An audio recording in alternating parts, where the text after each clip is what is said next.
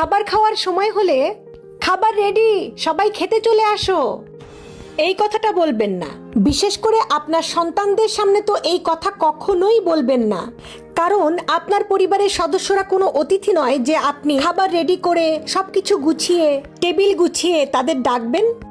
তারা এসে খেয়ে দিয়ে আবার অতিথির মতো সবকিছু ফেলে রেখে চলে যাবে। বাংলাদেশে বেশিরভাগ পরিবারে মনে করা হয় খাবার গোছানো, টেবিল গোছানো, খাবার সামনে তুলে দেয়া শুধুমাত্র মায়ের কাজ। এটি একটি ভুল ধারণা। পরিবার যেমন সবার, তেমনি খাবার রেডি করা বা টেবিল রেডি করা বা মাকে সাহায্য করার দায়িত্ব কিন্তু সবার। পরিবারের বাকিরা বাইরে থেকে আসা কোনো অতিথি নয় যে তাদের সামনে 3 বেলা খাবার এবং পানি তুলে দিতে হবে। বাংলাদেশে এরকম অনেক মানুষ আছেন যারা নিজের পানিটুকু পর্যন্ত নিজে ঢেলে খান না, বরং ঘরের স্ত্রীর উপর নির্ভর করেন যেন তারা পানিটুকু পর্যন্ত ঢেলে খেতে পারেন না। তাই আপনার সন্তান যেন এমন না হয়, তার জন্য ছোটবেলা থেকেই ঘরের কাজে তাকে অল্প অল্প করে অভ্যাস করুন। যেমন প্রতিবেলা খাবারের আগে টেবিল রেডি করাই পরিবারের সকলের অংশগ্রহণ নিশ্চিত করুন। ছোটখাটো হলেও তাদের সেখানে অংশগ্রহণ করতে দিন।